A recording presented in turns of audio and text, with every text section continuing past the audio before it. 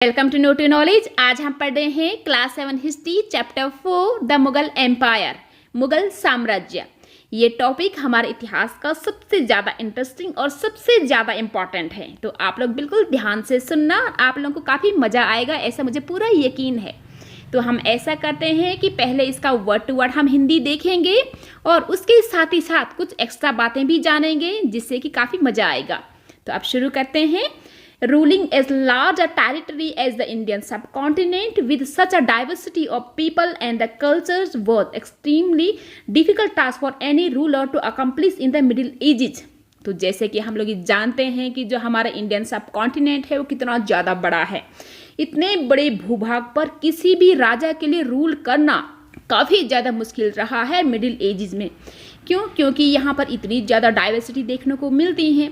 अलग अलग छोटे बड़े अनेकों रीजन में डिफरेंट टाइप के लोग रहते हैं। उनका अपना अलग कल्चर, रहन सहन, उनका खान पान, परंपराएं, वेशभूषा, लैंग्वेजेस, सब कुछ इतना अलग था कि किसी भी रूलर के लिए, स्पेशली मिडिल एजेस मीन्स कि जो मेडिवल हिस्ट्री में काफ़ी टफ रहा है, एकदम लगभग ऐसा लगता था कि बिल्कुल इम्पॉसिबल रहा हो।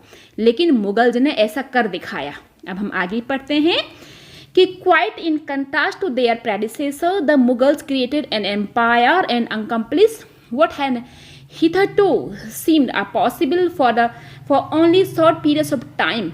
तो इसका मतलब ये है कि अपने प्रेडिसेसर के बिल्कुल ही कंट्रास्ट, प्रेडिसेसर मीन्स कि अपने पूर्वजों के ठीक उलट उन्होंने क्या किया कि मुगल ने काफ़ी बड़ा एम्पायर यहाँ पे खड़ा किया और उसे एकदम सक्सेसफुली उसे क्या कि स्टेबलाइज भी किया, जो कि उनके टाइम से पहले ऐसा लग रहा था कि वो सिर्फ शॉर्ट पीरियड के लिए ही पॉसिबल है। ठीक है, लगभग इम्पॉसिबल ही लग रहा था। शॉर्ट पीरियड मीन्स क्योंकि हम लोग तो ये जानते हैं, क्लास 6 में हमने पढ़ा था कि जो मौर्य एम्पायर था वो सबसे बड़ा था, लेकिन उसका टाइम पीरियड इतना लॉन्ग नहीं था जितना कि मुगल्स का था। तो हम और आगे पढ़ते हैं कि from the latter half of the 16th century they expanded their kingdom from Agra and Delhi until in the 17th century they control nearly all of the subcontinent। तो क्या हुआ कि 16th सेंचुरी के लेटर हाफ से उन्होंने शुरू किया था अपना किंगडम फैलाना। तो उन्होंने शुरू किया था आगरा एंड दिल्ली से। आगरा एंड दिल्ली ये दो मेन सेंटर हैं, मीन्स कि उस टाइम की सबसे ज़्यादा इम्पॉर्टेंट सिटी, हालांकि ये आज भी है। तो ये कब तक फैला? तब से वो शुरू हुआ जब बाबर जो पहला मुगल एम्परर है तो उसने वहाँ से शुरू किया और 17th सेंचुरी तक, यानी कि लगभग उन्होंने राज किया 150 से 200 ईयर्स तक तो तब तक उन्होंने क्या किया था, यानी कि 17th सेंचुरी तक है इंडियन सब कॉन्टिनेंट। ध्यान दीजिएगा, सिर्फ इंडिया ही नहीं, इसके अलावा उसमें 9 और भी कंट्रीज हैं। इस पूरी सब कॉन्टिनेंट में लगभग सारी जगह उन्होंने कंट्रोल कर लिया था कि they impose structure of administration and ideas of governance that outlasted their rules, leaving a political legacy that succeeding rulers of the subcontinent could not ignore। तो उन्होंने क्या किया कि अपने राज्यकाल में उन्होंने इस तरीके के जो प्रशासन व्यवस्था का ताना बाना बुना, मीन कि इस तरीके से जो उनकी शासन व्यवस्था रही है, उनका स्ट्रक्चर और जो शासन संबंधी जो उनके विचार रहे हैं, उन्होंने इस तरीके से उसे इम्पोज किया, इस तरीके से लागू किया कि उनके जाने के बाद भी कि जो अनेकों रूलर्स आए हैं, मीन्स कि जो मुगल रूलर्स थे, तो वो भी उसको नकार नहीं सके, मीन्स कि उसे अछूते नहीं रहे। उन्हें विरासत में ही वो सब कुछ, वो पॉलिटिकल लीगेसी उनको खुद ही मिल गई है, मीन्स कि सब लोग उनका जो ये है बादशाहत वो हमेशा कायम रही, चाहे वो उस लायक बाद में थे या नहीं थे। यहाँ तक कि आज भी जो prime minister of India addresses the nation of Independence Day from the ramparts of the Red Fort in Delhi, the residence of the Mughal emperors, तो वहाँ पर से ही हमारे प्राइम मिनिस्टर अपने देशवासियों को अपने देश के बारे में क्या करते हैं, संबोधित करते हैं। ठीक है, मीन्स के एड्रेस करते हैं। वो रेड फोर्ट जहाँ की मुगल एम्परर्स रहा करते थे, उनका घराना था वो। तो ये है नीचे, ये रेड फोर्ट है। तो यहाँ पर से रैम्पार्ट ये वाला पार्ट है, इस एरिया से वो हमारे देश को क्या करते हैं, एड्रेस करते हैं हमारे प्राइम मिनिस्टर इंडिपेंडेंस डे को। ऐसी उनकी विरासत थी। तो इस तरीके से उन्होंने काम किया था कि पूरे जो हमारे सब कॉन्टिनेंट में जगह जगह जो छोटे छोटे वो थे रीजन थे, उन सबको इकट्ठा करके उन्होंने काफ़ी बड़ा स्टेट यानी कि जिसे बोला जाता है नेशन, वो उन्होंने खड़ा कर दिया था। तो इसी के दम पर ही हम अंग्रेजों से लड़ सके थे कि ये हमारा क्या है, कि ये हमारा नेशन है, क्योंकि उससे पहले तो नेशन था ही नहीं। और नेशन नहीं था तो क्या करते थे कि पहले के यहाँ के राजा जो छोटे छोटे पार्ट्स के लिए रहा करते थे, अपने पड़ोस के राजाओं का खून बहाया करते थे, छोटे से रीजन को ही अपनी कंट्री मानते थे। तो अब है कि हु वर द मुगल्स, तो आखिर ये मुगल्स कौन थे जिसके बारे में हम इतना पढ़ रहे हैं और पढ़ने जा रहे हैं। The Mughals were descendants of two great lineages of the ruler, दो महान शासक थे, उनकी वंशावली की वंशज थे ये मुगल्स। तो वो कौन कौन से थे कि from their mother side they were descendants from Genghis Khan died 1227, the Mongol ruler who ruled over parts of the China and central Asia. तो मदर साइड से ऐसा माना जाता है कि जो ये मंगोल आर्मी थी वो सबसे ज़्यादा खूंखार और रूथलेस थी। तो उनको इंसान का मांस खाना पसंद था और खून पीना पसंद था, लोग उनसे थर्राते थे, इतनी ज़्यादा खूंखार थी। तो उनके लीडर थे चंगेज खान। तो अब हम चंगेज खान के बारे में पढ़ते हैं। तो ऐसा माना जाता है कि ये हमारे इतिहास का सबसे खूंखार और सबसे निर्दयी हमलावर था, इसने लाखों लोगों को मार दिया था। तो इसकी थी अनेकों शादियाँ। तो अनेकों वाइफ्स में से किसी एक वाइफ की बेटी थी जिन्होंने शादी की थी तैमूर से, जो कि उनके फादर साइड से हैं। तो ये कहाँ पर रूल करते थे कि सेंट्रल एशिया, चाइना की ज़्यादातर पार्ट में रूल क्या करते थे मंगोल्स। सेंट्रल एशिया आप लोग तो समझ सकते हैं कि जो एशिया है सबसे बड़ा कॉन्टिनेंट है, तो सेंट्रल एशिया पूरा उन्हीं के ही अधिकार में था। तो हम आगे पढ़ते हैं कि from their father side they were the successor of Timur died 1404, the ruler of Iran, Iraq and modern day Turkey. Father side से वो वंशज थे तैमूर के, जो कि Iran, Iraq and modern day में जहाँ पर टर्की है वहाँ का वो शासक था। However, the Mughals did not like to be called Mughals और मंगोल्स। तो इसलिए मुगल्स को ये पसंद नहीं था कि कोई उन्हें मुगल कहे या फिर मंगोल्स कहें, क्योंकि मंगोल्स को ये माना जाता है कि उनका नेता था चंगेज खान, तो उसने अनेकों लोगों को मार दिया था। और साथ ही साथ एक दूसरा ग्रुप था मंगोल्स का, उज़्बेक्स, तो वो भी उनके दुश्मन थे, इसलिए वो कभी नहीं चाहते थे कि उन्हें कोई मंगोल कहें। मंगोल से ही बना है मुगल्स इसलिए। और लेकिन एक दूसरा भी उसका ऑपोजिट है, जैसे कि तैमूर, तो वो बहुत ज़्यादा पसंद करते थे कि कोई उन्हें इससे जाने कि उनके जो है दादा परदादा मीन्स कि वो तैमूर के वंशज हैं। तो हम आगे पढ़ते हैं कि this is because Genghis Khan memory was associated with the massacre of innumerable people. Genghis Khan को लोग इसी नाम से याद रखते हैं कि उन्होंने अनेकों लाखों लोगों को क्या किया था, मारा था। मैसेकर मीन्स कि कत्ले आम इकट्ठा। अब हम आगे पढ़ते हैं कि it was also linked with Uzbeks, जो कि हम अभी बता चुके हैं। अजबेक्स जो कि दूसरा मंगोल ग्रुप था। On the other hand the Mughals were, तो दूसरे साइड में क्या थे कि वो तैमूर के बारे में अब बताएंगे कि proud of their Timur ancestry. उन्हें ये बहुत ज़्यादा पसंद था कि कोई उन्हें ये बोले कि वो तैमूर के वंशज हैं। Not least of all because their great ancestor had captured Delhi in 1390, इसलिए भी कि 1938 में जो तैमूर थे उन्होंने दिल्ली को कैप्चर किया था। तो आप लोग इसमें कंफ्यूज कर सकते हैं कि हमारा जो फर्स्ट मुगल एम्परर है उसे तैमूर होना चाहिए था, जबकि वो तो बाबर है। ऐसा क्यों? तो इसलिए कि तैमूर जब भारत आया था तो उनने सिर्फ दिल्ली को कैप्चर किया था, तो ईरान, इराक, टर्की के जो शासक थे वहाँ चले गए और उसके बाद उन 2-3 पीढ़ियाँ आई तो उन्होंने वहीं पर राज किया, फिर वो इंडिया नहीं आए।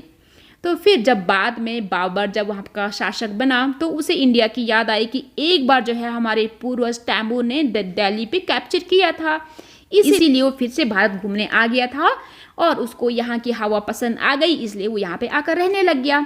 तो हम आगे पढ़ते हैं कि they celebrated their genealogy pictorially, each ruler getting a picture made of Timur and himself. तो हम यहाँ पर देखते हैं ये पिक्चर। तो हर एक रूलर ये चाहता था कि तैमूर के साथ फोटो खिंचवाएं। फोटो खिंचवाएं मीन्स कि फ़ोटो बनवाएं। उस टाइम तो खैर कैमरास थे नहीं। तो यहाँ पर आप ध्यान से देखिएगा, तो जो ये बीच में है ये है तैमूर, तो उनके बेटे तो इधर हैं राइट हैंड साइड में और फिर उनके बेटे हैं इधर लेफ्ट हैंड साइड में। तो ये पिक्चर इस तरीके से है कि बीच में है तैमूर, फिर राइट, फिर लेफ्ट, फिर राइट, फिर लेफ्ट, ठीक है, उनके बेटे के बेटे, बेटे के बेटे। तो हम कहाँ से शुरू करेंगे? हम शुरू करते हैं बाबर से, क्योंकि हमारा जो है फर्स्ट मुगल एम्परर बाबर ही है, तो हम थोड़ा बाबर से देखते हैं। तो बाबर है इसमें ये जिन्होंने कि ग्रीन कलर के कपड़े पहने हैं, ये पतले पतले से, तो ये है बाबर हैं। तो बाबर का बेटा है हुमायूं, तो हुमायूं ये है। तो हुमायूं के बाद है ये अकबर, तो अकबर का बेटा है ये जहांगीर, और जहांगीर का बेटा है ये शाहजहां, और शाहजहां का बेटा है ये औरंगजेब। और भी मुगल एम्परर्स हुए हैं, लेकिन इनके टाइम काल में जो मुगल एम्पायर था अपनी चरम सीमा पर था। औरंगजेब के बाद उसका पतन होना शुरू हो गया था। तो हम आगे पढ़ते हैं मुगल मिलिट्री कैंपेन, मीन्स की मुगल का सैन्य अभियान। तो जब ये लड़ाई के लिए जाते हैं तो इनके पास घोड़े होते थे, तो वो घोड़े में बैठे बैठे लड़ने में काफ़ी उस्ताद थे। तो साथ ही साथ वो हाथी का यूज भी बहुत अच्छे से करना जानते हैं। तो बाबर जब वो सिर्फ 12 साल का था तो उसे बिठा दिया गया था अपने पैतृक सिंहासन में, फरगना में। फरगना है हमारा उज्बेकिस्तान में। उज्बेकिस्तान मीन्स कि पहले वो वहाँ पे थे ना कि ईरान इराक टर्की के शासक थे तैमूर, तो ये हम पढ़ चुके हैं। तो उन्होंने क्या किया कि जब वो सिर्फ 12 साल के सिंहासन पर बैठे तो दूसरे ग्रुप था मंगोल का, उन्हें बोला जाता था उज्बेक्स। तो उन्होंने क्या किया कि बाबर पे आक्रमण किया और उसे सिंहासन से उखाड़ फेंका। कई सालों तक वो यहाँ वहाँ भटकता रहा। After years of wandering he seized Kabul in 1504। क्या हुआ कि अनेकों सालों तक यहाँ वहाँ वॉन्डर करने के बाद उसने 1504 में काबुल पर आक्रमण किया और उसे अपने कब्जे में ले लिया। तो यहाँ तक तो ठीक है। फिर उसे याद आई अपने पूर्वज की, मीन्स की तैमूर की, कि एक बार वो इंडिया आया था, उसने दिल्ली को कैप्चर किया था, तो मुझे भी वहाँ अवश्य घूमने जाना चाहिए। तो क्या हुआ कि 1526 में वो भारत आया और पानीपत की फर्स्ट बैटल में इब्राहिम लोदी को, उस टाइम दिल्ली में राज था सुल्तानज का, जो कि हम चैप्टर 3 में पढ़ चुके हैं। तो वहाँ पर थे उनका लोदी वंश का लास्ट शासक था, उसका नाम था इब्राहिम लोदी। तो उसने उसे, तो वो ऊपर के रास्ते आ रहा था, तो इब्राहिम लोदी ने उसे रोका पानीपत में। तो पानीपत में उनकी लड़ाई हुई। बाबर ने इब्राहिम लोदी को पानीपत की लड़ाई में मार दिया और तब उसने क्या किया कि दिल्ली और आगरा को कैप्चर कर लिया। बाबर इसलिए सक्सेस हो पाया कि उसके पास तोपें थी, तो जिसका वो अच्छी तरह से यूज करना जानता था, और पानीपत की फर्स्ट बैटल में उसने ये अच्छे से यूज भी किया था। तो यहाँ पर देखिए, gunpowder technology was brought to India for the warfare in the 14th century. Firearms were used for the first time in region such as Gujarat, Malwa and Deccan, and was used by Babur in early 16th century. तो जो gun powder का use हुआ था सबसे पहले गुजरात, मालवा और डेक्कन में हुआ था 14th सेंचुरी में, और साथ ही साथ जब बाबर आया था तो उसने कैनन का यूज बहुत अच्छे से किया था। तो यहाँ पर देखिएगा इस पिक्चर में वो कैनन का यूज कर रहे हैं, ये है कैनन। यहाँ पर हम मुगल एम्परर्स के बारे में शॉर्ट में जानेंगे। Mughal emperors, major campaigns and events, बड़े बड़े जो सैन्य अभियान हुए हैं, कुछ मुख्य घटनाएं हुई हैं, उसके बारे में हम जानते हैं। तो ये है बाबर। तो बाबर आया था 1526 से 1530 तक, यानी कि सिर्फ 4 साल उसने इंडिया में राज किया है। तो सन आपको कैसे याद रखने हैं ये मैं आपको बताती हूँ इजी तरीके से। तो क्या हुआ कि मुगल जब इंडिया में आए थे तो उन्होंने राज किया था लगभग 200 साल, और उसके 200 साल तक राज किया था अंग्रेजों ने, ठीक है। तो ये हो गए 400 साल। तो हमारा इंडिया आज़ाद हुआ था 1947 में, तो उससे 200 साल हम बैक चले जाते हैं, मीन्स की 1700 में, ठीक है। तो वहाँ पर अंग्रेज आए थे, तो 1700 से और 200 साल हम पीछे चले जाते हैं, मीन्स की 1500 में। ठीक, बाबर इंडिया आया था 1526 में। तो इसको हम कैसे याद रखेंगे, हमें सिर्फ 15 याद रखना है, जैसे कि अभी हमने बताया। तो 15 में 1 में हमें 1 ऐड करना है तो 2 हो जाता है, 5 में हमें फिर से 1 ऐड करना है तो 6 हो जाता है, तो यानी कि 1526, ठीक है। तो 1526 में उन्होंने क्या किया कि पानीपत के युद्ध में इब्राहिम लोदी को हराया। तो साथ ही साथ इब्राहिम लोदी के सपोर्टर थे अफगान, तो जो कि बाद में मुगल के भी दुश्मन थे, तो उनको भी उसने साथ ही साथ वहाँ पे हराया पानीपत के बैटल में। तो उसके ठीक एक और साल बाद यानी कि 1526 में उन्होंने राणा सांगा को हराया, साथ ही साथ दूसरे और कुछ राजपूत रूलर्स थे उन्हें भी उसने हराया, और उनके कुछ सपोर्टर्स थे खानवा में, उनको भी हराया उन्होंने। तो उसके ठीक और साल बाद यानी कि 1528 में उन्होंने चंदेरी में राजपूत को हराए, और साथ ही साथ मरने से पहले उन्होंने आगरा एंड दिल्ली में अपने किंगडम को स्थापित भी किया। हम यहाँ पर राणा सांगा के बारे में कुछ और बातें जानते हैं। तो उन्हें बोला जाता है महाराणा संग्राम सिंह। तो वो लगभग जीत ही चुके थे, इसलिए उनके लिए डिफीटेड वर्ड यूज करना अपमानजनक होगा, क्योंकि उनके एक देशद्रोही ने बाबर के साथ मिलकर के उन्हें हरवाया था, और साथ ही साथ बाबर ने तोपें यूज की थी, जिससे तोपों की आवाज़ से हाथी क्या हो गए कि एकदम से आउट ऑफ कंट्रोल हो गए, और वो यहाँ वहाँ भगदड़ मचाने लगे और अपने ही सेना को कुचलने लगे। तो इसी तरीके से राणा सांगा हार गए, वैसे वो लगभग जीत ही चुके थे। इतिहास इस बात का गवाह रहा है कि हमेशा इन देशद्रोहियों के ही कारण हमने हमेशा हार का सामना किया है। तो इसलिए सबसे पहले उन्हें ये करना चाहिए था कि उन देशद्रोहियों को ढूंढ करके सबसे पहले उन्हें मौत के घाट उतार देना चाहिए था। तो तब जा करके उन्होंने विदेशी आक्रमणकारियों से लड़ना चाहिए था।